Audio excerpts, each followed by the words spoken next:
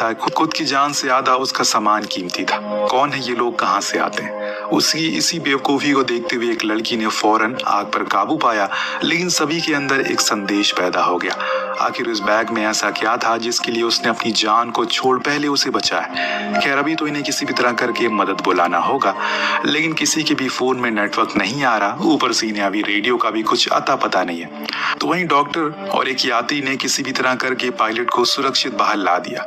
उसकी छाती में लकड़ी घुसी थी, जिसके कारण अब उसके पास समय बहुत कम है। उसे फौरन होश में लाना होगा ताकि वो इनकी मदद कर पाए या फिर कुछ इंफॉर्मेशन दे पाए जो इनके लिए कारगर हो जाए। इस बीच एक बूढ़ा कपल जो कि सभी को आश्वासन देता है कि जल्दी ही उनकी मदद के लिए कोई जरूर आएगा।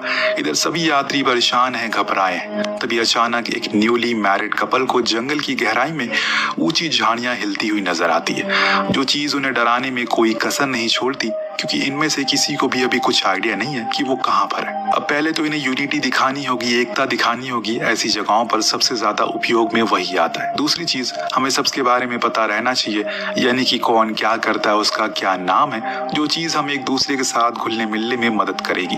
तो इसकी शुरुआत ब्लैक गाई जैक से होती है, जो कि एक लाइफ इंश्योरेंस एजेंट है, जिसका अनुमान है कि ये दुर्घटना आपसी रंजिश के कारण हुई है। लेकिन स्पेक्स यानी कि डॉक्टर, वो साफ इनकार करता है, क्योंकि ये प्लेन अमेरिका से उड़ रहा था जहां पर ऐसी चीजें नहीं होती है। और फिलहाल हमें पायलट को होश में लाना चाहिए, क्योंकि एयर होस्टेस तो अब ज्यादा देर जिंदा नहीं रह पाएगी।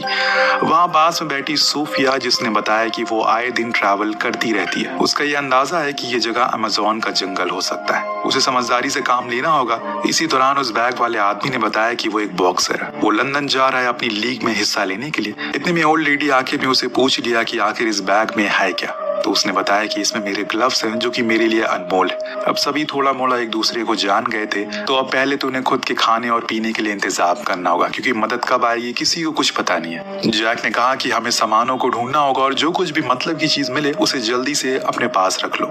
सभी काम में लग गए। इस बीच सोफिया ने बताया कि एयर होस्टेस ने अपना दम तोड़ दिया है, तो बेहतर होगा कि हम उसे साइड में रख दें, वरना ऐसे में लाश की बदबू और कीड़े या फिर कोई और चीज भी आकर्षित उससे हो सकती है। लोगों को उसकी बात ठीक लगती है, इसीलिए उन्होंने ऐसा किया। और इस बीच उस ओल्ड लेडी ने भी खाने को अलग अलग हिस्सों में रखा, सभी 9 लोगों में बांट दिया। इतने में सोफिया ने बताया कि उसे सबसे ऊंची जगह दिख रही है, अगर हम लोग वहां पर जाएं तो हो सकता है कि नेटवर्क आ सके। जो सुन बॉक्सर अपना सुझाव देता है कि हाँ, ऐसे में हम जंगल में अपने खाने को भी ढूंढ सकते हैं और पानी को भी, दोनों ही वहां पर ज्यादा मात्रा में उपलब्ध है। इस बीच लगातार पायलट खासे जा रहा है और बार बार पैसेंजर इस स्पेक्ट्स की ओर देख रहा है, बल्कि वो तो पहले ही बता चुका है कि ऐसे हालातों में सर्जरी करना ठीक नहीं है। लेकिन अब जब सभी उसे इतनी उम्मीदों से देख रहे हैं, तो वो इस रिस्क को लेने के लिए मान जाता है।